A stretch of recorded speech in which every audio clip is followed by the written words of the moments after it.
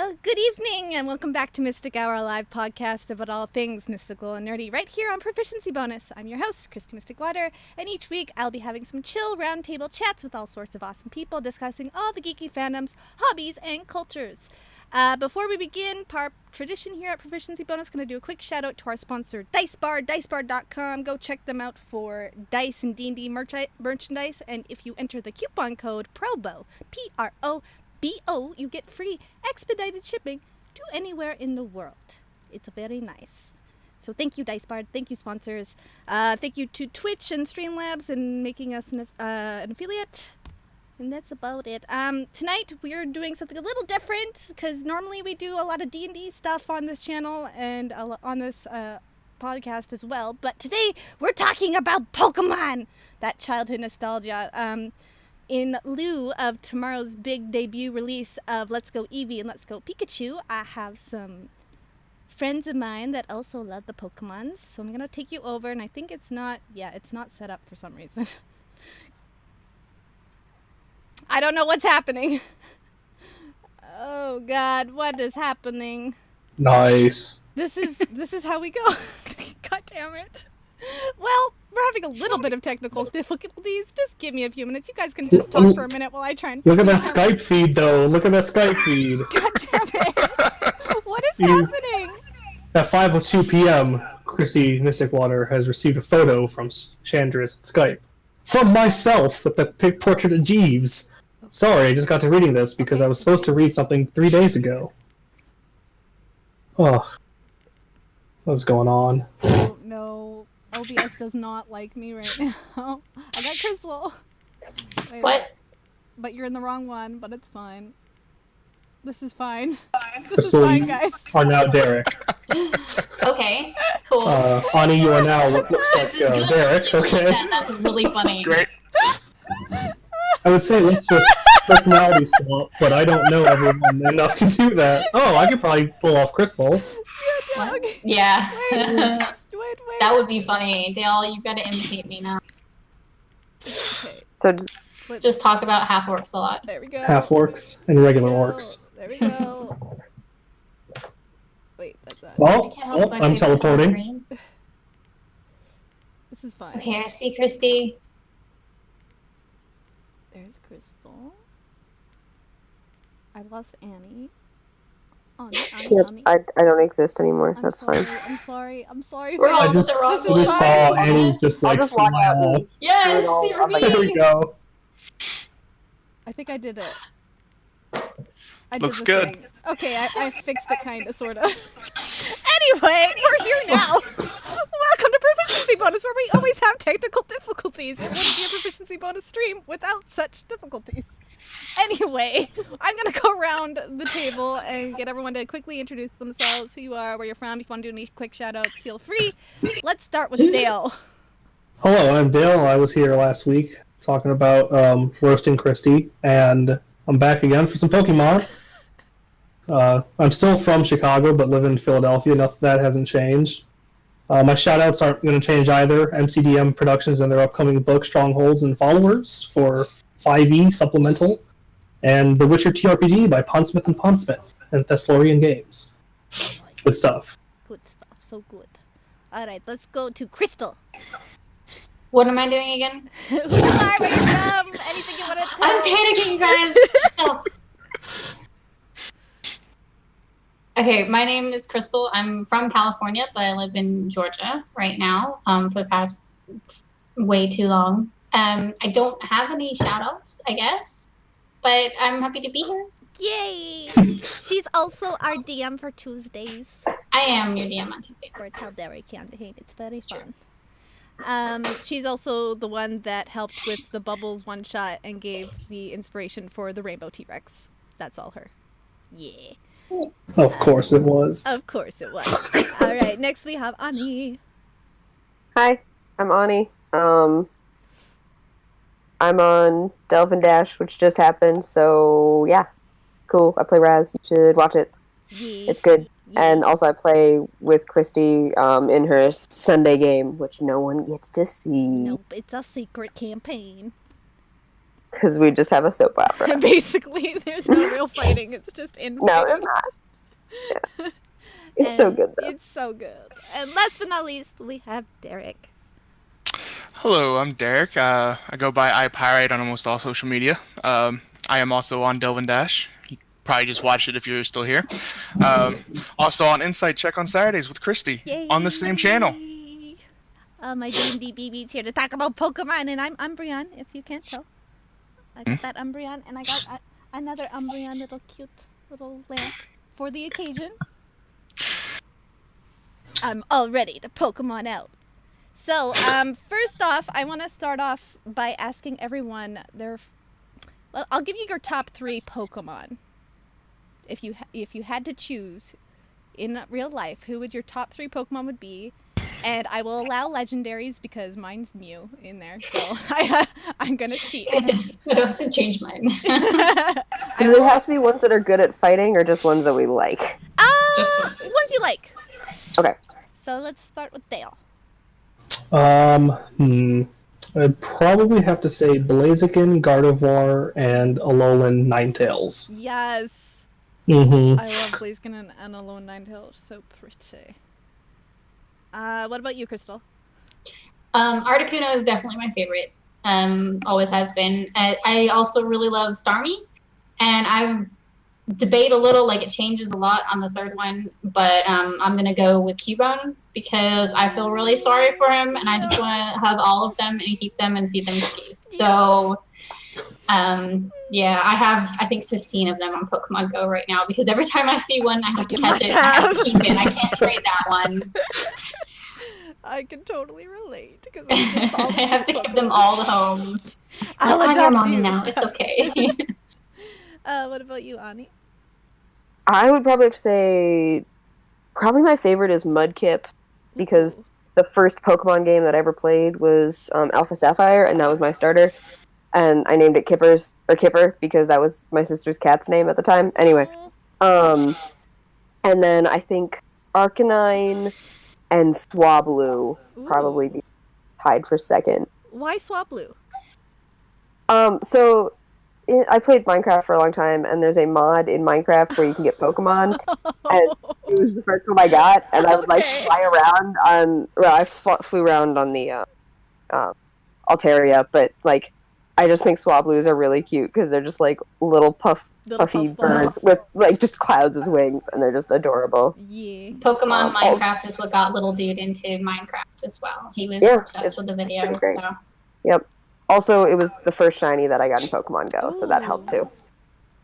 What about you, Derek? What are your top 3? Well, my favorite is Zoroark. He's just awesome. I don't know, it's hard for me. I think I like Sandslash and Scyther a lot. So it'd probably be my top 3. But it's very hard to narrow down to just 3. I know, right? The struggle's real. My number 1 is Mew. It's always been Mew. Because I love cats and it's so fucking cute. My second one obviously would be Umbreon for obvious reasons. And then my third one, it's so hard. Probably Charizard because he was my first level 100 Pokemon I've ever gotten that I did on my own. So yeah, probably Charizard would be my next pick. But yeah. But going off what Ani was saying, that your first Pokemon game was Alpha Sapphire? Yep. How long ago was that for you? That was my freshman year of college. So. Oh wow. 4 or 5 years ago. Oh okay. Because I grew up, we didn't have any game systems or anything. The most technologically advanced thing we had was a computer where I played the Harry Potter games on. And so when another episode topic coming soon. Yeah. I'm in for that one. Harry Potter. I know, and the computer games were so good. I went to a Japanese camp, and so everyone was talking about Pokemon and how great it was, and I'd never seen it, never played it, nothing, and I was like, oh, I want to play Pokemon. And so I, for the first time, had a job, work, study, but whatever. And so for Christmas, I bought myself a 3DS and Alpha Sapphire because it had just come out. And that was the first Pokemon game I ever played. Nice. So. What about you, Derek? What was your first Pokemon game? First exposure to Pokemon. Mine was Pokemon Yellow. I played it back on the Game Boy Color. Yeah. So I remember Nice. late at night, Mom thinking I went to bed, and Did I you would have just be like one of hanging those, over the bed. like adapters that has like a little light? No. Oh. What I would do is, of course, the screen wasn't lit up. No. So what I would have is I would have a night light, and I would lean over my bed and just play Pokemon. My mom thought I was asleep. So. Beautiful. But I think I beat Pokemon Yellow. I think maybe like 50 times or something like that. I played it so much. How old were you back then? I want to say maybe 10 or 12 in between. I can't remember exactly the age, but yeah, it was like basically right when the game came out. Mm-hmm. I begged my mom for it because it's Pokemon. Yeah. So, and of course I was a big collector of Pokemon cards also when I was younger. Yes. So did the Pokemon cards come first for you or after? I think the cards came first and then the game. I'm not sure. It's hard to remember back that far. Yeah, fair. What about you, Crystal? I am a little older, I think, than most of you. So I played Red when it first came out on the original Game Boy. Oh, not even Game Boy Color? No. Oh, wow, damn. I never had a Game Boy Color, actually. I moved straight to like a DS back after I got out of playing games for a while. And I think it was Black and White is when I got back into Pokemon. So, but yeah, no, my first experience with Pokemon was when Pokemon pretty much first started up. And I had to have been like 10 or so at the time. Mm-hmm. I was, really into it. I had Red and my brother had Blue. And we would trade Pokemon once that finally became a thing, but mostly we just like argued all the time. Which Pokemon was better, and What about I'm pretty sure I started off with Charmander. So. Yes, that's what I did. Not gonna lie. Same here. Charmander's the best. Starter. We'll get to starters in a minute. What about you, Dale? What was your first Pokemon or exposure to Pokemon? Technically, my first game was Pokemon Crystal. Oh. But I was like a punk ass kid when I was playing that game. Like I was like really young, so I don't really count that. My first real interaction where I started to become a big Pokemon nerd was Pokemon Sapphire, the original one back on the Game Boy Advanced. I played that a lot and then moved immediately into Emerald from there. Even once Alpha Sapphire came out, I bought that as well and played that for a long time. And my starter was always Torchic. It's not even a question. It was always Torchic. Yeah. That's not a surprise. No. Blaziken. Who are you gonna call? Torchic, and then I would spend those 3 hours in that grass right before, or right after the little town, just trying to find a freaking Ralts. Yep. Wow. Yep. Oh, before Wonder Trade, and you just luckily got one. My first exposure to Pokemon was actually the cards, because I didn't have any gaming system for the longest time. My cousin had the original Game Boy and had yellow, red, and blue. Like, he had all of them, and I was so jealous, and all I had was the Pokemon cards, and I didn't even really know how to play the Pokemon card game. I just liked collecting them because they were shiny and cute. But my first real game, a friend of the family bought me a Game Boy Color with Pokemon Gold. And that was my first game. And I had the little attachment with the light, so I could hide under my covers and just play it. And the first time I beat it, I was actually homesick from school, like, I had a fever for 2 or 3 days, and it literally took me just a full day of just playing on the couch, laying on the couch. She had the TV on, but I wasn't even paying attention because I was so immersed in just the Pokemon Gold. And like, I still remember when I had to go for like the final 4, and Lance showed up, and Lance had been like a reoccurring character, and then I find out he's like the ultimate final guy you have to beat, and I'm just like, my mind is blown. What's happening, Lance? I trusted you, and I was just shook. I was so shook. I'll always remember that. So yeah. In terms of like, we kind of mentioned starters. If you had to pick a favorite starter, not your first starter, but your favorite starter, who would it be? Anyone? Charmander. Yeah. I mean, Yeah. yeah, Charmander's pretty great. It's so. Cyndaquil also, I like the character. Cyndaquil's cute. Cyndaquil would be my second. Yeah, Cyndaquil's pretty fucking cute. Yeah, I mean, they're Charmander or Bulbasaur. I know Bulbasaur isn't great, but he's really cute. So. Yeah, I think they did a good job of like taking the Pokemon that no one was going to choose as a starter, aka anything other than the Fire type, and they're still making them cute. Mm-hmm. Yeah. What about you, Mine's between Torchic and Fennekin. Ooh, Fennekin! I forgot about that one. Yeah, I really like Not at all surprised. Fennekin. You know what? Sorry. Alright. Well, we are going to talk a little bit about... Yeah, let's start with Hey You Pikachu and Hey You Eevee. What have you guys seen the trailers? Have you seen any gameplay? What are your thoughts on what's going to be coming with this new, more childish version? I mean, Pokemon's always been catered to children, but this one seems a little bit more... I've seen the trailers many times. My kids are very excited about the game, and they're getting it for Christmas, so that just makes them even more excited. Although it is coming in tomorrow, but they're not going to get it until then. So they're super excited about it. So I've seen a lot of the trailers, and I've read a few things because I was curious how they tied in with Pokemon Go and what the crossover would be between the two of them. And it's kind of, from what I've gathered, it's mostly like a sandbox zone where you can pull in your Pokemon Go characters, but just for that sandbox area. It doesn't affect the rest of the game. So I was like, all right, thank goodness, because I don't want to have them playing Mewtwo at level 1 in Let's Go Eevee. Yeah. We don't need to break the game at 8 years old. So. Yeah. And they've kind of said, too, that they wouldn't be doing a cloud option just because it brought up the idea that they could, like, hack the system and eventually get all the Pokemon if they do a cloud system, because you can just reset from a save file after trading and stuff. So that's part of the reason why they're not doing the cloud online route. Yeah.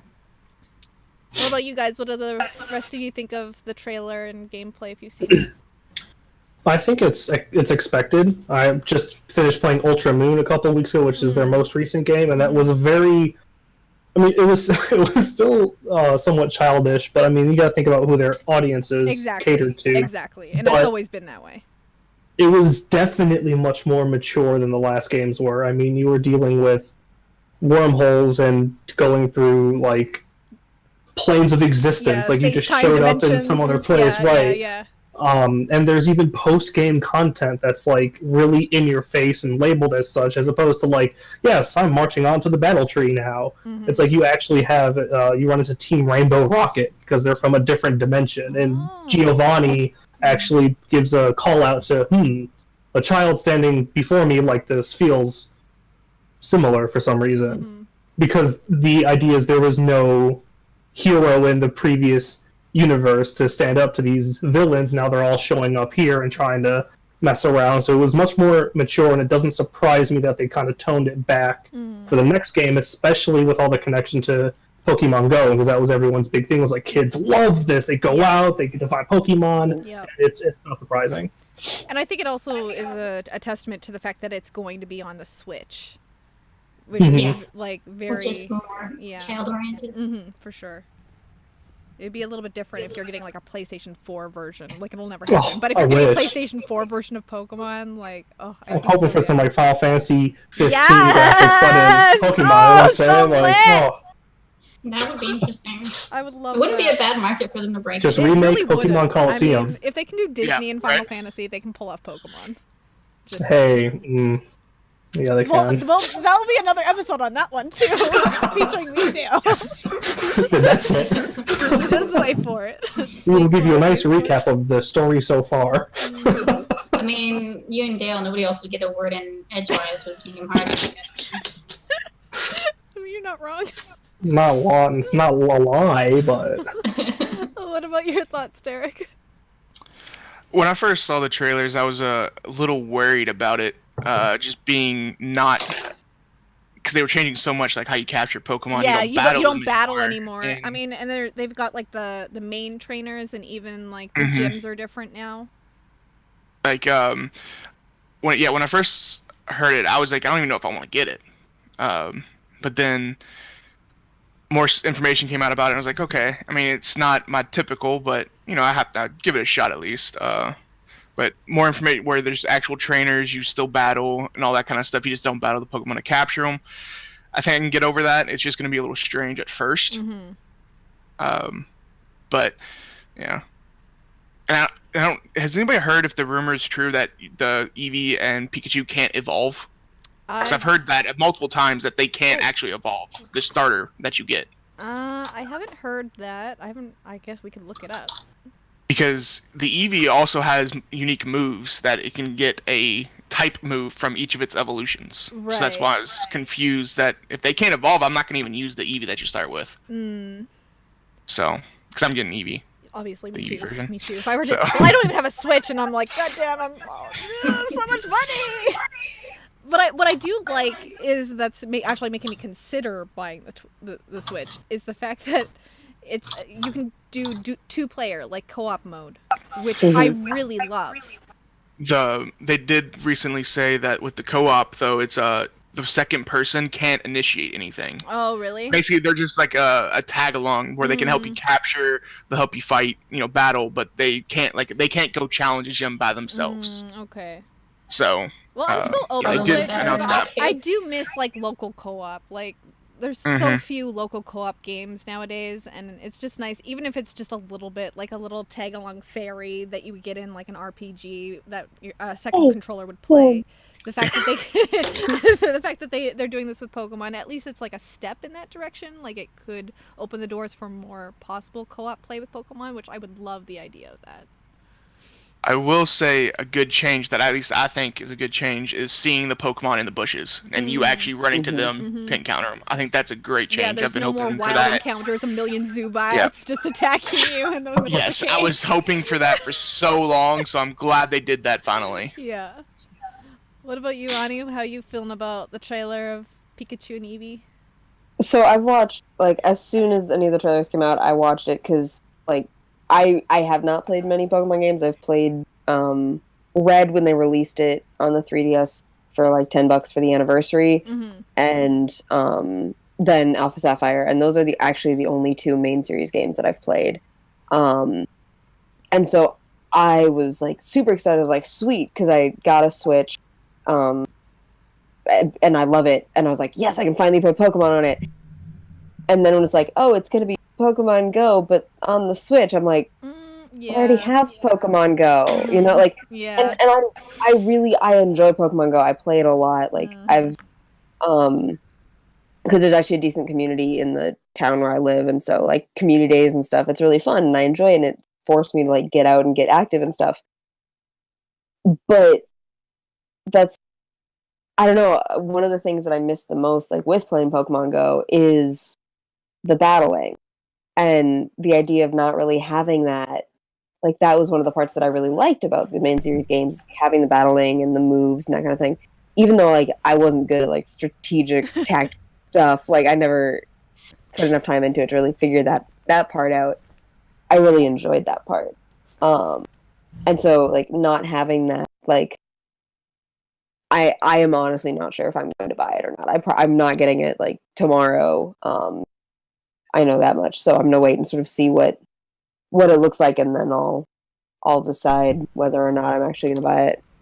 So, yeah, that's fair. Yeah, that was my initial concern too. The fact that they were like, "Oh, it's like another Pokemon Go, but for the Switch," and I was just like, "Okay." But the more I watch like the gameplay, the more interested I am in actually like playing. And I will admit, I haven't. Speaking of, I had to do this. I'm wearing my Nintendo Switch. Oh my goodness!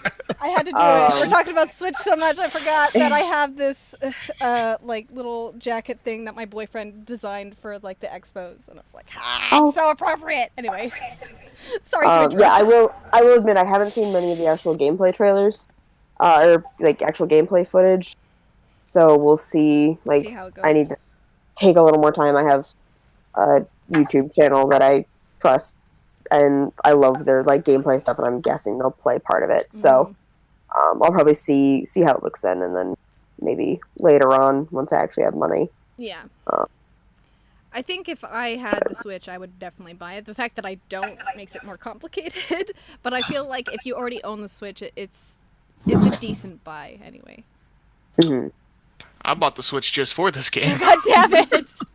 There was talk that they were going to charge a monthly fee to play with your friends online for Pokemon Let's Go series, and so bad as even you can't trade with people unless you pay for their monthly fee. And I don't know. I mean, it was like obviously just some money scam from Nintendo, because it was like 12 people can share the same account for like $6 a month. Like, it's ridiculous.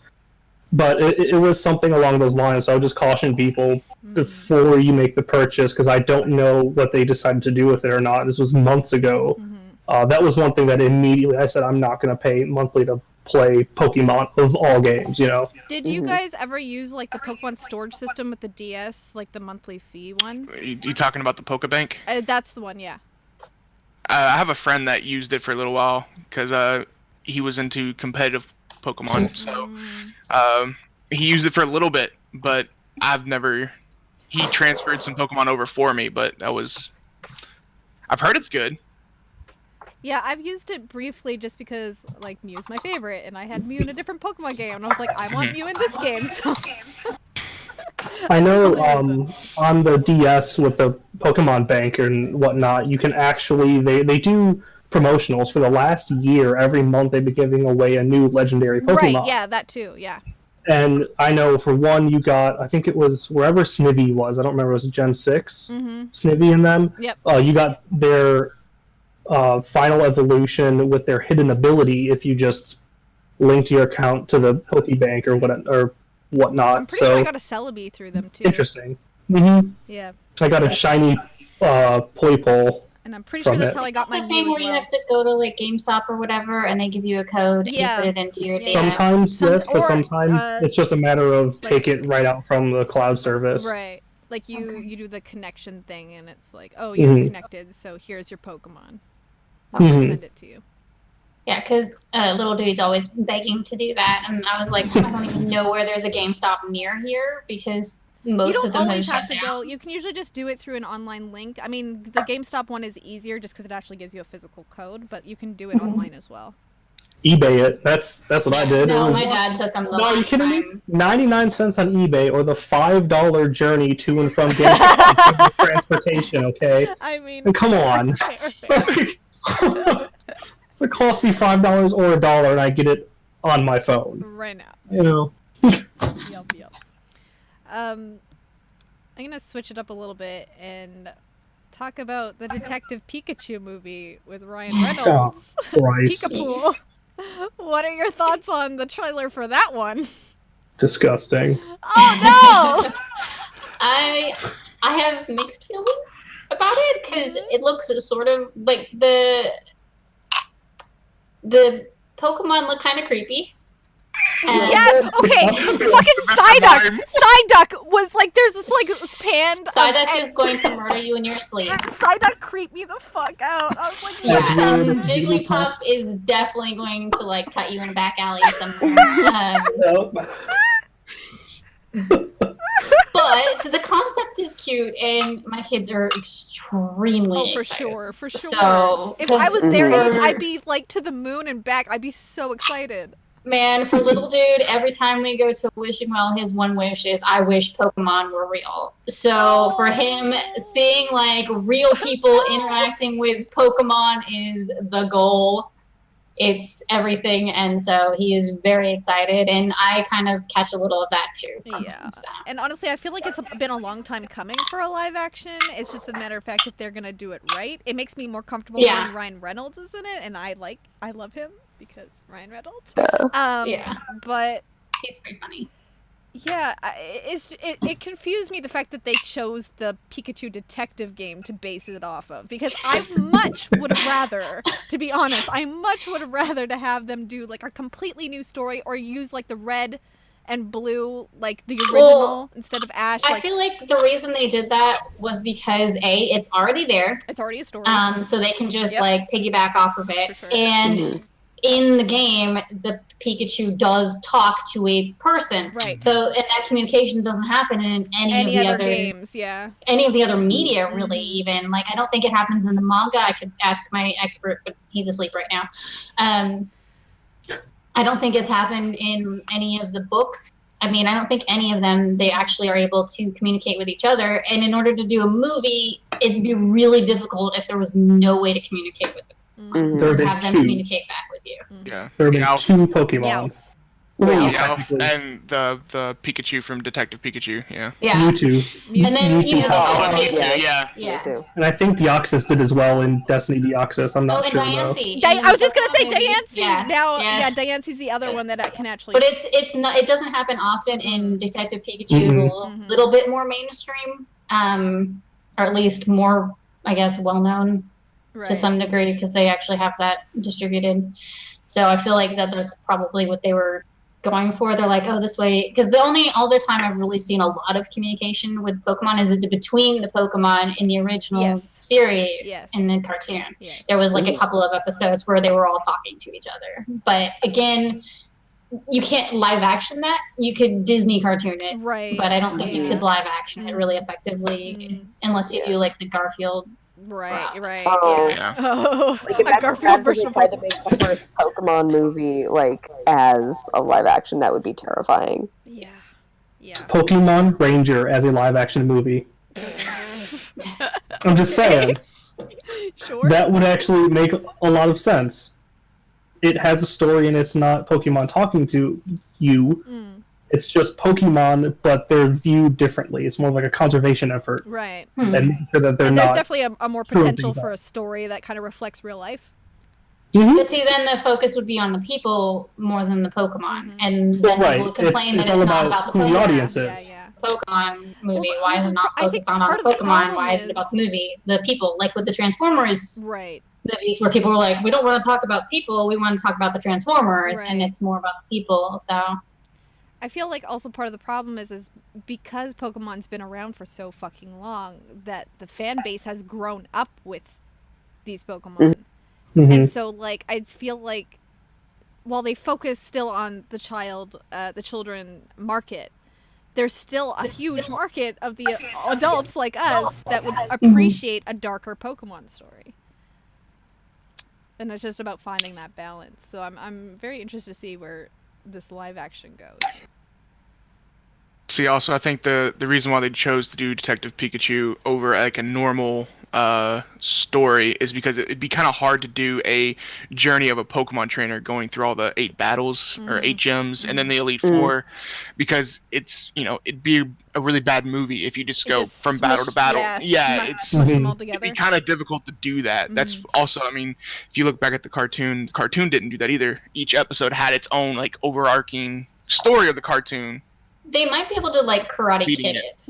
Yeah. Like a montage. Like, you would just do like a little montage of some of the fights and then like pick out important moments and like the big fights or ones that are like particularly poignant in some way. Like, this sucks. Well, yeah. I mean, no matter there what are people happens. who don't like Karate Kid and they're wrong. So they would have to do more with like a Team Magma, Team Aqua kind of thing. Yeah, I would love like Mystic story. versus like all the other ones. Oh, I would love that. Oh, geez, I'm just biased. Anyway, so based off like your initial feelings of just the trailer alone, would you see this in theaters? Would you wait for it to come to DVD, or would you just wait for it on TV? I definitely want to see it in theaters. At first, when I first heard about it, I didn't even want... I was like, a live-action Pokemon? That sounds terrible. Watching the trailer, I was like, okay. Not as bad as I thought it was going to be. So yeah, I want to see it in theaters. I think it'd be pretty cool. Yeah, I'm in that. I have no choice. Yeah, you have no choice. They know it's coming. Yeah. What about you, Annie? I would definitely go see it in theaters, mainly because, like, I've never played Detective Pikachu. I know nothing about it, really. But despite the fact that I think Pokemon might look mildly creepy on the large screen, like, Ryan Reynolds is enough. Yep. Because I love his voice and his humor, and Yeah, definitely. Okay. I feel like I would not see it any other way than on screen because I'd never be able to convince anyone to like watch it with me, and I don't think I could bring myself to like actually buy it because I'd be like, I'm only going to watch this once probably. And so I think that's sort of the one way I'll actually see it. Yeah. But I do want to see it. What about you, Dale? If I didn't have the kids, I'd I probably have. Yeah, you be probably just honest. wait till DVD. Yeah. I have absurdly high standards for movies. I'm going to go pay an absurd amount to watch in a Yeah, movie here we theater, go. and unfortunately, Here we go, yeah. Detective Pikachu is not going to cut those standards. I mean, I didn't even go see the newest Underworld movie in theaters, even though I really wanted to. I didn't see Yeah. Annihilation in theaters either, and I really wanted to see that. It was so good. Wait, no, we saw that. And like, if I don't see those two, I'm not going to go see Detective Pikachu in theaters. I'll wait till I can pirate it. Oops, I shouldn't have said that. But that's just how life goes in 2018. Yeah. No, I have a real strict priority system because I have to get babysitters to go see movies. So it's like, yeah. I really want to go see the Avengers movie, but how badly do I want to go see the Avengers movie in theaters? Within the short time span that it's in theaters, and can I get childcare during that period of time? So. Michael is asking if we've seen the new Pokemon The Power of Us is coming to select theaters starting next weekend. I have not heard of this. It's the new animated movie. I'm pretty sure. Oh no. Pretty sure it's the new animated movie, Oh but no. Or we're gonna get to see I have not, Team Skull, but- dipping and bobbing around like this all movie, because that's how they are in the whole game. They just like walk up, they're like, "What's up, man? What's up?" I'm just like, please stop this. They can't walk normally. It's so funny. I don't think I have anything going on next Saturday, so I guess I might know what I'm doing next Saturday now. yeah, because that movie's been out in Japan since July 13th. Hang on, let me Google this real quick because I don't. So. I saw a trailer for that a while ago. Yeah. Have I seen this one? We're probably just getting the English version is probably what we're getting, and that's why it's going to be in the theaters for a weekend. You know, I actually probably won't take him to see it in theaters because I like to screen it. Because some of them, like, I won't let him watch the very first. I mean, the first one Pokemon kind of got movie dark. because Let's be it's fair. so sad. Yeah, It is I made very him cry sad. as a child. So sad. And it's like 50-50 whether he's going to like burst into an emotional like mess, and then I don't want to deal with that in theaters. So That's fair. Yeah. Oh yeah, I would have to drive 2.5 to 3 hours in order to see it. Oh, Nope, geez, not going to see worth it. Yeah, no. There's Nope. definitely no movie theater around me that's going to have that, so probably Yep. won't. Yeah, I'll probably just wait for like a DVD or a drop on Or pay-per-view until you something. find it online. Or yeah, just torrent it. It's fine. This is how we Mystic Hour. Torrent everything. We break the law and talk about it. Yay! Probable deniability. It's fine. Yeah. Yeah. Next. I did it for the lols. valid coming from you. Lip wants to know what we think the most ridiculous Alolan Pokemon are. The Muck. most ridiculous. Yes, Muck, Yeah. but Muck was Muck. great. Yes. I used Muck through the whole playthrough. It was great. It's I so love Rainbow good, Muck. but it's It looks so freaky. I love it so much. It's so good. oh my god. I don't think that's even a competition. It's No, 100%. it has to be Muck. It's either Muck or Wait. Meowth, because I was Meowth is gonna say creepy Meowth. too. I don't think I've seen Yeah. Muck. Yeah. Hang on, let me check this out because I have not seen. Meowth just looks like weird, but man, Grimer is off the charts. Oh yeah, Muck. What the fuck? It's great. That's It is an the acid best. trip. Yeah. It is the best. I love it so much. Wow. Yeah. I'd say Meowth looks so derpy. Yeah. Also, if you look up Persian, it looks like it got stung in the face Yeah. by some bees. Yes, that's true. Yeah, Persian looks so even equally as Eradicate. derpy. I didn't like. See, I don't like Eradicate in the normal game, so Yes, Yeah. it just. No, they're just so bad. I When- don't really like many of them, honestly. Though I will I say love Marowak looks pretty Sandslash. cool. Marowak Mhm. is I really used cool. that through the whole playthrough too. It's great. I'm biased though with my love of Cubone. I think I know the do answer like to this, but who's your favorite Alolan Pokemon? There's really only one. It's Ninetales. Vulpix and Ninetales. Yeah. Yep. Yeah. Okay, it's not just me. I mean, Sandslash is a close second. Sandslash is pretty cool. I love Hedgehogs too. Yeah. When the game was originally coming out, there was rumors that there was going to be a water version of Arcanine, and I was so for that, but they didn't do it. Rude. I was so mad. It's like the fan art was the tail was like a dolphin fin, and it was just the coolest design ever. I was like, please. Yeah, I mean, we just spent like 30 minutes talking about like the fan art evolutions and just posting them all. Yes, we did. So let's talk about that for a second. What's the type of evolution? I think I know the answer already, but for the fans and people listening at home, which Pokemon type do you want as an evolution? That's not already. Do I want? I mean, clearly dragon. Yeah. I want all the dragon everything. But I wouldn't mind a steel type one either. That could be really cool. If we're going for steampunk Eevee. If we're going for competitive sense, I think steel would be great. But I think ground or rock would be also really cool. Rock would be cool. But I'm biased because I like ground Pokemon, so. I mean, I just like rocks in general, so that'd be pretty cool. I say, why limit ourselves to one type? Let's start getting the dual type evolutions. Yes! I'm down with that. I want the ultimate evolution where it's like all the types. I'm fine with that. A little Dragon Steel evolution, you know? Yes. An Eevee avatar, it's just like... Yeah, Eevee avatar, I'm down with that. That's the Eevee Mega. Oh yes, Evitar. That's its name, it's done. I mean, also a pure normal Eevee evolution would be also kind of interesting. Yeah. I mean, you probably wouldn't see play at all, but it would just be cool to see what it looks like. To be honest, I choose most of my Pokemon based off cuteness. So most, not all, because most of them are just based purely on cuteness. Now, how do you think these the Eevees would evolve though? If certain things would be like an item, you know, but because my friend had an interesting theory about the ghost version is your Eevee would actually have to faint in battle. Oh no! For it to evolve into the ghost version. No, that would be too dark. Oh, that's real dark, fam. Are you gonna I like that. You go to the Pokemon graveyard and you have to level them up at the Pokemon graveyard and fight Pokemon ghosts. Would be a little bit less dark, but still pretty dark. Yeah, I think that would be more appropriate. Or they're at the Pokemon graveyard and then they faint, and then when you give them a healing potion and bring them back up, like you revive them, it's like, congratulations, your Eevee just evolved. Or like, oh fuck, what have I done? Yeah. I'd be totally okay with that. They'd have to start making them trade evolutions, similar to how Seadra becomes Kingdra. I do too. I don't have any friends, but I have no friends, guys. Yeah. But remember when like Glaceon and Leafeon first came out, and you had to go to that stupid rock.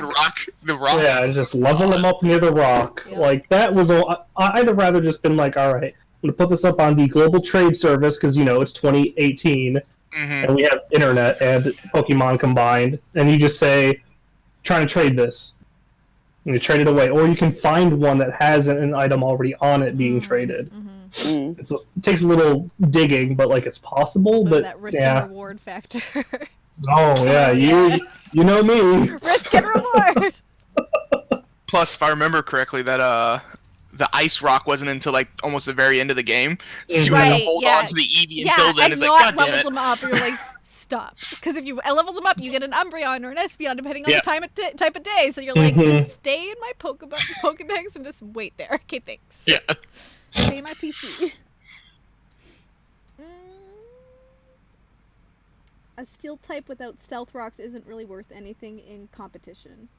I have never been a competitive Pokemon player, ever. It's hard. It is hard to start doing. It's really fun though. I did a lot of breeding for a little while. Yeah, well, I mean, I've never went to like any tournaments or anything. I did it with some friends, and we actually like EV trained and all that stuff, and got IVs. Trained, yeah. We did that for a while, and I mean, it's a lot of fun breeding the Pokemon. But I mean, if you don't have people to play with, it's not worth it. So, plus there's tons of websites out there that you can do that. Why is it Oh not? god, I should know this, but I don't remember. Wow, let's Google this. What does EV stand for? Something values. Something values, yeah. It might just be Effort experience values. value. Effort values, yeah. Effort values. Yeah. And different Pokemon reward different effort values. Right. But there is no way to track it in the game. You have to do it pen and paper style, basically. You have to track it yourself. Right. And I feel like they're doing it a little bit differently with the new Pokemon game. Like, it is something you can still do, but it's definitely not as effective as before. It's significantly easier in Ultra Moon, I can say. Because you can get the... actually, through Wonder Trade, I got the Pokérust virus on my Pokemon. It's a condition that doubles their EV gain, and as long as you keep one in your PC, it'll always keep this virus on it. And as long as you just put it in your party, all other 5 will eventually, after about 5 battles, have it. And then you use one of the growth bracers. And those reduce your speed while it's held, but they give you, I think it's 16 EVs of whichever one you use. So, like, when you get the power brace and it increases your attack growth but reduces speed, and you have no idea what that actually does, that's what it's doing. Yeah. Because, like, for the longest time, whenever I played, like, people would be talking about, like, the EV points and how to, like, customize your Pokemon and breed your Pokemon for certain like attacks and moves, and I was like, I just want the cute Pokemon. I don't know what the fuck I'm doing. I'm breeding for babies. That's totally me. That's how I play. I'm like, I want the cutest Pokemon. I don't care if they're any good.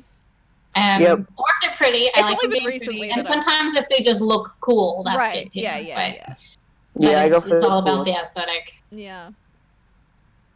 Yeah, it's like recently that I've kind of understood what the EVs actually do, but I spent a whole day breeding. Same. I've done it multiple times. For one Pokemon. Yep. A lowly Vulpix, I'm just saying.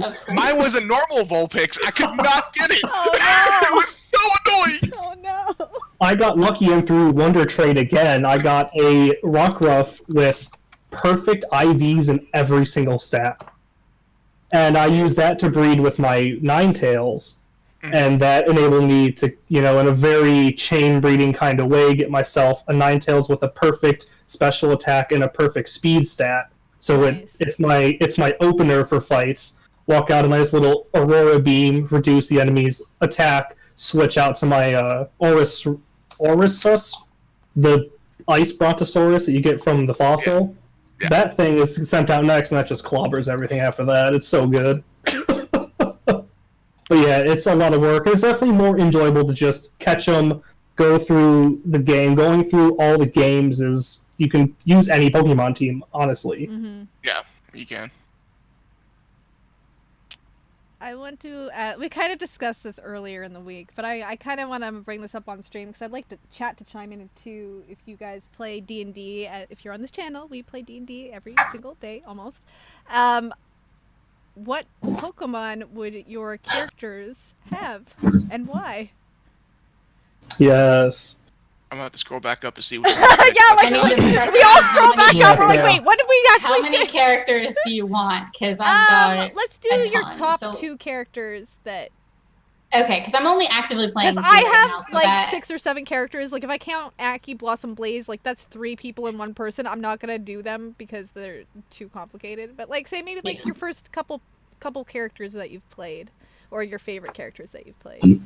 Like, those are way different answers. Okay, well, your choice. I mean, let's do I'll 2 just characters. go with the 2 that I'm playing right now. Okay. So Tien is definitely Lucario and Aegis Slash are her top 2.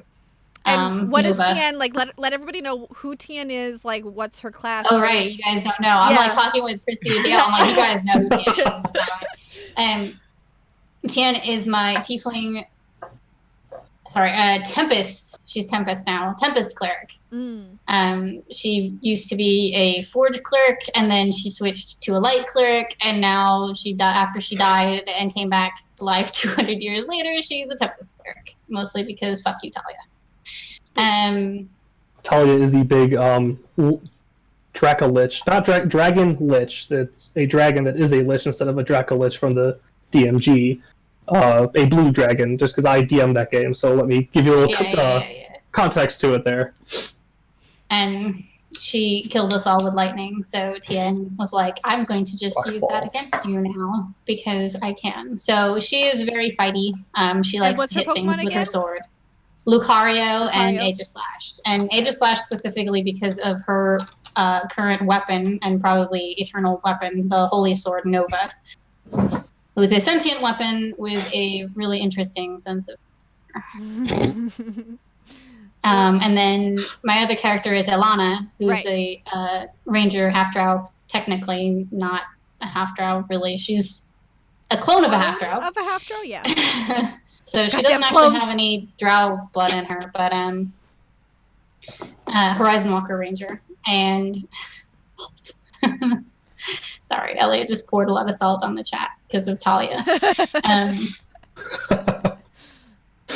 And Elana, I think I decided on,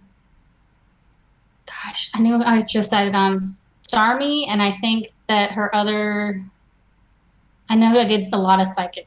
Mm-hmm. I have to go back to what her other main one was, but I also said maybe Cosmog because of the stars yeah, theme for her. I can't remember what her main one was. That's okay. It's one of the big ones. Let me go back. While you're looking, Annie, what about you for your characters? So I have 2 characters, so that's easy enough for me to pick which 2 to do. You have 2. So the one that I play on stream, Raz, I think her 2 would be a Ditto and an Articuno. Yeah, I know. Also the first legendary bird I ever caught. Why did you choose those 2 for Raz? So Raz is shut up, Derek. I know why. I know why. I know you know why. But part of it I can't tell anyone, for and part of backstory reasons. Yes, for backstory reasons. But also just sort of is a thief, a spy, and so she is cold and calculated, and also just have the ability to sort of change her backstory whenever she wants in order to get what she needs out of people. And the rest will be unsaid. And you just have to watch Delvin Dash. At some point, we'll find out. Delvin Dash, the one that was on just before us. Yeah. And then for Ukes, which is my gnomish bard that I play in the Sunday game, I pick Furret and Salandit. I know. Furret just because they're fucking adorable, and I love them, and Ukes is kind of me, and so therefore Ukes will love it. And then the Salandit, because we had this whole thing where Ukes got everyone in the party geckos because reasons. And because the DM wasn't there, so we could do what we wanted. As you do. And also, they have this sort of, they have I believe it's an acid ability, and Ukes was, doing some pretty sweet shit this last weekend, and, being very sneaky and sort of becoming a bit more, honestly, a bit more like Raz, a little more cold and calculated. And so that's sort of the ability to kind of put corrosion out there. Some of the things she's thinking she might be doing are going to corrode a few relationships that exist. So that kind of was sort of what went that one in there. Not intentionally for the party, don't worry, Kristy. I'm thinking more. I'm scared. I know. No, I'm thinking Bryant and Desiree are sort of. Gotcha. That's my goal there. So don't worry, I'm not gonna cause any more drama. I trust you. It's okay. Pokemon tells a story, guys. What about you, Derek? Well, just real quick, I did look back, and it's Lunala. Oh, right. Yep. Lunala. Well, I chose the 2 characters that I play on proficiency bonus for me. So, Silver was a little bit difficult for me to choose because I'm still just getting into his character. Mm-hmm. So I just went through, basically picked a pure dragon since he's a dragon, born. As you do, yeah. And he's a warlock. So I picked Haxorus for him because he kind of resembles. Haxorus is a pure dragon, and he kind of resembles. Silver has those spikes and kind of things. He also uses a scimitar, and Haxorus kind of has that kind of like curvature spike on his jaw or head. And then I picked Weevil because I am a silver dragonborn, so he's ice, and Weevil, ice. And also Weevil has the little kind of like scimitar kind of claws. Mm-hmm. So that's why I picked that. It was kind of hard to pick for silver, but now for Aeon, a little bit easier. Aeon is a sorcerer, and he was a warlock for a little while. That was a celestial warlock. So he's always had Until you a took out your fascination eye. with stars. Yeah, until he lost his eye. He's always had a fascination with the stars, so I picked Starmie for that. He also has a fascination with water, which I know doesn't come up very much at all. But We've kind of been so that's why I landlocked picked Starmie. together. Yeah. And then the other one is when I was a warlock, he had a familiar that was a fairy. So I picked Floette, which is basically a fairy that holds a flower, and my familiar would eat flowers. Yep. So. Yep. That was so That's cute. why I picked Star. those. Oh, I'm a star. Yep. So cute. Yeah, I think Alana and Aeon would probably get along. I was just thinking the same They thing. totally would get along. Ilana is literally the god of space right now, so Yeah. We're God mode Awesome. on I've always that been game. obsessed with the stars. So Literally. Literally He was God mode. his patron was Celestian. I don't know if you know who that is, but yeah, from Great that was Great. patron for his warlock. All right, Dale. What about you? 2 characters. I had a question for Ani, actually. Sure. Why Salandit over Salazzle? Because, like, partly because Ukes is a gnome, and so the smaller sort of, and also I think, like, is it Salazzle, right? That's the name of the evolved one? I don't know them as well. Like, even just looking at the picture, it seems like it's a more mature Pokemon, whereas, like, Ukes is still, in many ways, still pretty naive and sort of young. And so I think, like, Salandit, it makes more sense with where her character is at right now. Yeah. And she's still sort of figuring out how to use sort of those, like, slyer, sneakier parts. And so I think she's still learning how to Jeeves. Yeah, she hasn't evolved into, like, being able to really sort of do more of the sneakier things. You're getting there now, though. Goddamn. I rolled really well last week. It was very good. It was so good. I chopped off a guy's arm. It was We'll tell good. Dell that story Nice. later. Because he'll Yeah. appreciate it. Okay. I was just curious. Yeah. Because I did look at the evolve form, but it just didn't feel quite right. It felt like Salandit just fit Ukes a bit better. Cool. Well, I guess I'll do Jeeves first, because we're talking about gnomes. right. Speaking of gnomes, a little bastard Jeeves. He was a College of Lore bard, and then stuff and things occurred where he started a crusade, basically to prevent the extinction of dragons against a Lich Queen, and so he starts doing all this, and he goes from this very kind of laid-back character where I could just do absurd things. I mean, we had one session, I don't even know if Kristy was there for this one yet, but our ship underwent a storm, and my solution was just before I got in. I was going to run on the outside of the ship, because I had this special anti-gravity orb that basically gave me spider climbing abilities. And I, with my Tinker's tools and the help of my allies on the inside of the ship, fixed the ship. Dorothea was so traumatized. His 2 Pokemon are Kingdra, because Kingdra takes a long time to obtain, but Kingdra's amazing. That's how I feel really is Jeeves. Jeeves took a long time to get somewhere where he was powerful. He was a College of Lore bard. He was more, I roll Arcana, and I learn things, and I figure things out, but I support my party, but I'm not necessarily powerful. And then Delphox, because nothing is more mischievous than a fiery fox. Yeah. and Yeah. the draconic powers that he has are fire based. Mm-hmm. So I thought the Firefox there would be good, and it's psychic, very smart, things like that. Yuko is a little more interesting in his Pokemon selection. He is my Fallen from Grace ASMR Paladin. He was a Hexblade Warlock when I first played him in this campaign, in our Monday night campaign. Actually, both characters, fun fact, are from the same game. Yeah. For him, I gave him Mega Absol, because Yuko's just one of those characters that takes the extra turn to make. I mean, we spent one fight where I probably spent the first 6 rounds of combat doing nothing but charging up. It was Dragon Ball Z style. Yeah. And then I killed the boss for 156 damage in one hit. So, like, it takes a while to set it up, but once you get it there, it's strong. And then it was Alolan Ninetales, but I'm going to have to switch it back to regular Ninetales in light of what happened on Monday. Right, yep.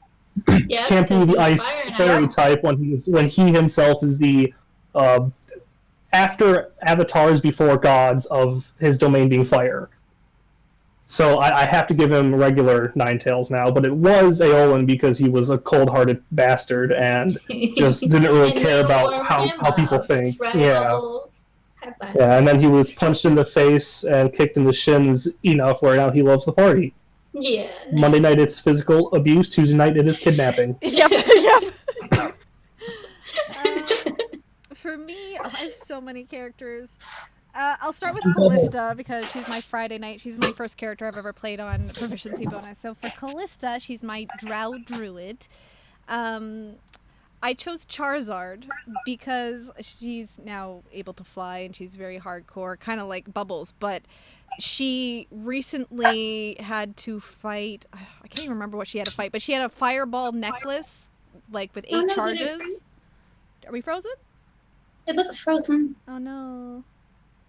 No, that happens to me sometimes, Crystal, where everyone starts to like robot, but no one makes a stink about it, so I just assume it's me. Frozen on the feed. Oh. Really? I mean, I don't know if I think it's everybody else. you. Oh, Yeah, it looks good to me. Okay. So let's just refresh. Yeah, Callista is edgy without being edgy. Okay, so basically, Callista had this necklace of fireballs basically on her person for months and never touched it, never used it. She kind of was using it as a last resort. And I, as a player, was like, oh, I'll probably just throw one at a time. Like, I'll make it last.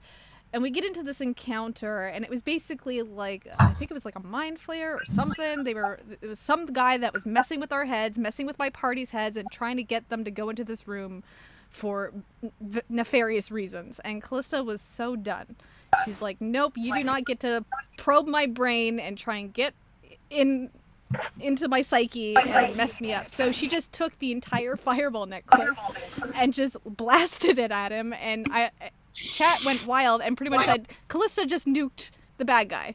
And when it comes to nukes and fire, I'm just like, that's so Charizard. Like, it's so badass and so strong. Like, it's so blast burn. Just blast them. So I chose Charizard for that reason, even though it's not really a drow druid thing. It's just very in character for her nature and just being very edgy. Yeah, as Elliot would say, she's very edgy. Also, look at Ash's Charizard. Like, yeah, He's got an attitude. Yeah, Callista has an attitude. Charizard has an attitude. That it goes hand in hand. My second one would be Xerneas. Is that how you pronounce it? Xerneas? Yeah. Yeah. So I can confirm. My expert has pronounced that one for me. Okay, so it's like the big elk deer with the rainbow horns and stuff. It's kind of like the legendary one. And Callista has a thing for elks, and she might have dropped a giant elk on somebody, so as you do. What is wrong with you and dropping stuff on people? It's so fun! I dropped one on Sunday with a saber-toothed tiger. I dropped Bubbles on from a broom with her fucking sword, and then I just dropped an elk. You killed a dragon by dropping a scimitar on its head. It's so fun to just like drop in wild shape form. I can't deny it. And she's a druid, and it's kind of got like the bluey, purpley, mystical nature thing going on. So that's her second one, and it's pretty badass. And also Xerneas has the spell Moon Blast, which is my equivalent to Moonbeam, and that's a favorite spell of mine in D&D. And who's the other character I want to talk about? Maybe Bubbles. Why the fuck not? Let's do Bubbles. I have other characters I can talk about, but let's do Bubbles. Baratic, obviously, because he's hardcore and he's a bear and he's a very big polar bear. He's so strong. And her commune with nature spirit is a squishy water polar bear that she loves to hug. So I think Baratic really suits Bubbles in terms of just pure brutality and just also a big bear for her to hug. And then her other one would be Mew, because why the fuck not? It's cute as fuck, but also really strong. So that's Bubbles. She's cute and strong. Yeah. So Mew, that would be. Yeah, that's a very Bubbles. Oh, I should have done that for her little icon. That would have been so cute if she had like a little Mew one. Okay, I'll have her do that next time. That's okay. Let's see where we're at. We're running a little overtime, but that's okay. Let me check. Is there any other things you guys want to talk about in terms of Pokemon? Or any things I haven't mentioned yet? I mean, we haven't really talked about the anime at all. Okay, sure. And for me, that was actually the first I watched the Netflix. They had the whole first season out, and that was my first before I watched them as they came on TV, you guys. Nice. Yeah, I watched it religiously on YTV in Canada, YTV. Yeah. And then I had a flight back from New Zealand like a year or so ago, and they had like a bunch of random movies, but then they had like 3 different Pokemon movies, and so I was like, well, this is what I'm watching while I fly home. It was pretty great. Yes. How did also, they referenced feel Minnesota, about so. the fact that they've changed people that travel with Ash so frequently? Because I hate it. I'm in team boat that I hate it. Like, it just drives me nuts. I hate that he never changes. Yes! Yeah, that's he the thing. never ages. That's a little frustrating.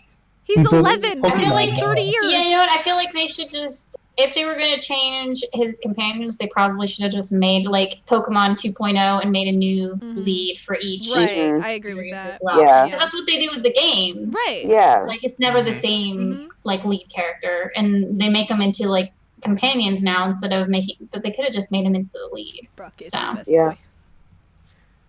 Brock BB. I mean, I do miss Misty a lot, but... You know, she was just... I love Misty. She was my... yeah, Misty was great.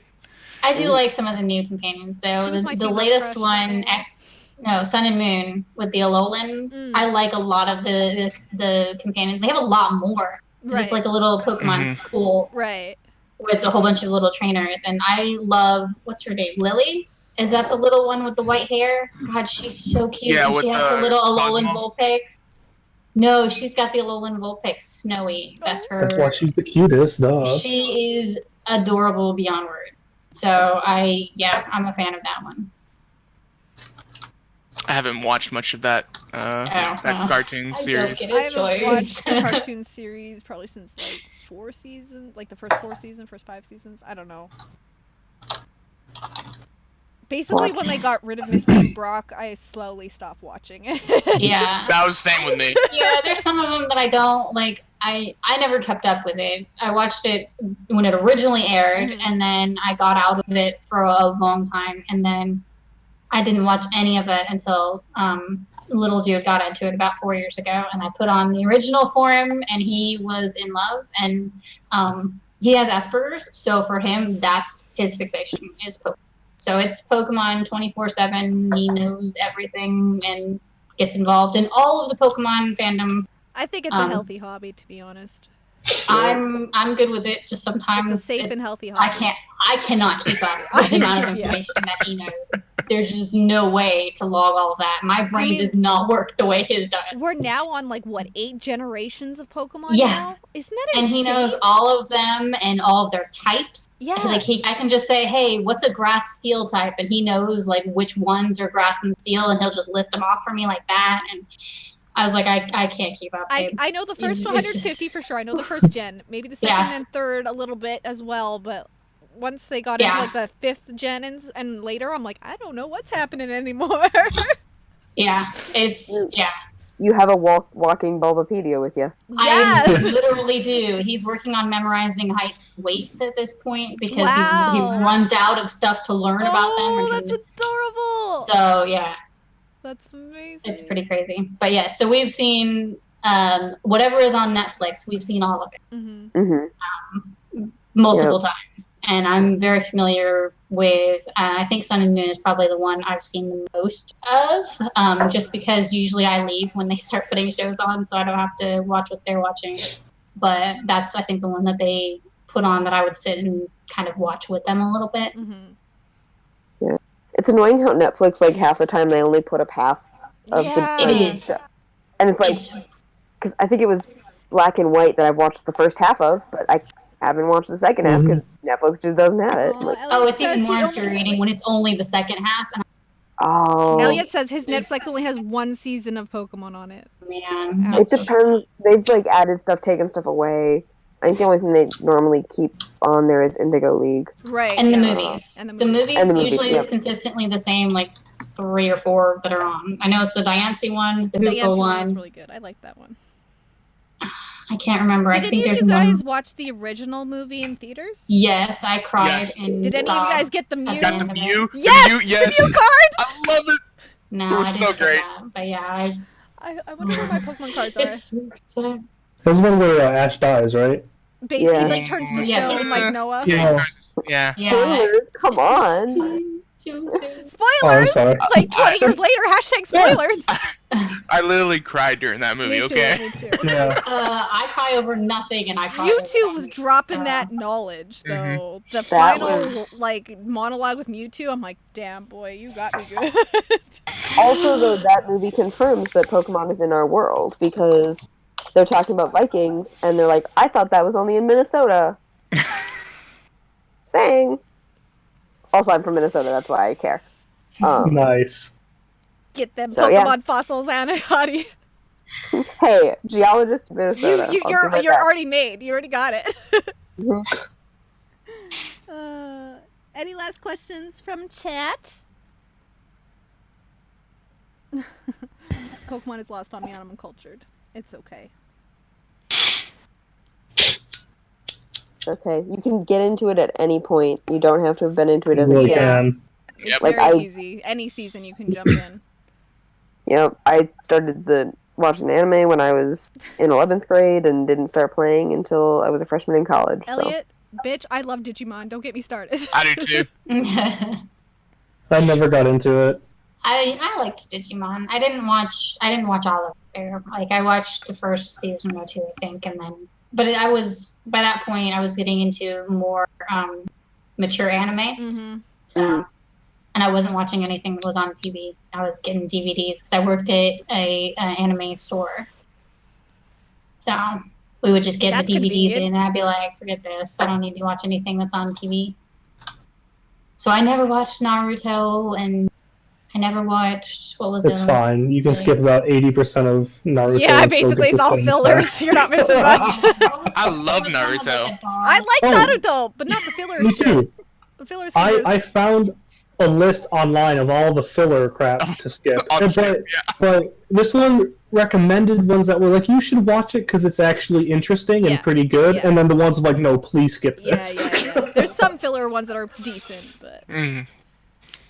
I'm not sure how that works for Pokemon because, like, I'd never read the manga. That was the other one. Yes, Inuyasha. I never watched that because, again, they started putting it on TV, and I was only watching stuff that I was pulling straight from DVDs, like Fruits Basket and stuff like that. When Pokemon was on, what other shows did you watch in conjunction to that was on like the same time slot? Do you guys remember? Because ours was always Pokemon, and then right after was Dragon Ball Z. It was such a weird, bizarre switch. Yeah. I definitely watched Sailor Moon around the same Sailor age. Moon always came on at around noon, so I would come home for lunch from elementary school and watch Sailor Moon. No, I think I was later. I think Sailor Moon was later, because I feel like Sailor Moon was closer to, like, junior high school. Have you guys watched the original Pokemon, like the Japanese version? Have you heard the voices? I have not. Okay. It's an interesting switch because we're also. Oh, Power Rangers, Elliot, you make a good point there. Yes, yeah, it was probably Power Rangers. I was definitely watching Power Rangers alongside Pokemon. Mm-hmm. So I was very big into Power Rangers when I was a kid. That and Teenage Mutant Ninja Turtles and Thundercats. I mean, we're kind of going off topic. It's fine. We're almost done anyway. Pirates of Dark Water. Someone's asking, did we watch the rap battle the Critter made about Critical Role against Caleb and Molly? Yes, and it was fucking great. But I have not yet. It was so good. The cosplay was really good. Cosplay was amazing, but them spitting lines were great. I loved it. Well, I'll do one last question. Right? Yeah. I don't know. How many of you guys know Lip? Kinda, sorta, not really. Yep. I've seen him on here a couple of times. Mm-hmm. Well, we are best friends now. Okay, Kristy. well, he asked me, what is the most amazing thing about Lip you can think of? You can pick 4 things if it's hard to choose. All right. He and I understand the old lady next door in Chicago that just give you the stank eye because you didn't shovel your driveway. The struggle with the snow. You also understand how terrible Malort is in any given situation. It is for those of you that do not know, it is a Chicago brewed whiskey, and it is horrible. It is just the devil's urine. It is so bad. It is just, I don't know how they still sell this product anywhere. They do. But they do. No, I love Lip. He's amazing. He's a great friend. I've known him for over a year now, and yeah, he's one of my best friends, so I love him a lot. Yep. I have too many things to choose from. Yeah. I would just like to say he's an awesome human being. He's a very awesome human being. And he helped organize, he's now like my show manager basically. He helped organize this episode, found most of my guests for me, helped me pull in, helped me with the questions and the topics. So he's really stepping up his game with helping me with Mystic Hour, and I'm so thankful because I've been going through a lot of shit on my end IRL, so he's just so precious to me. So thank you, Lip, for tonight, even though you're not here. He is always there when you need someone to talk. Like, I've called him multiple times at like 10 to 10 or midnight, being like, hey, I just need someone to talk to, and he's like, I'm there for you. Yeah. So that is incredibly appreciated. Thanks, baby. Thanks for helping me out with this show. It's so helpful because I had no idea what I was going to talk about today. But I think we managed. We are now running late. Critical Role is going to be starting soon. So, any last thoughts, shout-outs, comments before we wrap up? Fascinating! On Tuesday, January 29th, I hope that each and every one of you are sitting at home on either your PlayStation or Xbox playing Kingdom Hearts 3. That's all I have to say. I thought I had to play the first 2 before I can play the 3rd one. Oh, no. No, you have to play the first 9 before you can play the first 9. Yeah. But you can't forget about the DS ones. I will say that Mystic Hour and anything that I'm producing is going to be taking a break for that week when Kingdom Hearts 3 comes out. We already know D&D is coming to a screeching halt. D&D, everything. Mystic Hour, everything is coming to a screeching halt for Kingdom Hearts 3, and then me and Dale will come in and have a show on it. I'm going to have to start some one-shots up to cover me for the weeks. Well, that being said, thank you to my guests, Dale, Crystal, Ani, and Derek for jumping in kind of last minute for this cool little Pokemon nostalgic show. Thank you to chat for staying poppin'. Thank you to our sponsor, DiceBard.com. Go check them out for Dice and D&D merchandise and enter the coupon code PROBO, P-R-O-B-O, for free expedited shipping to anywhere in the world. They're very awesome, and they're actually based in Vancouver, which makes it even better because Canada. Oh, yeah. That is about it for today. Thank you for watching, and we will see you next week. Okay, love you. Bye. Bye.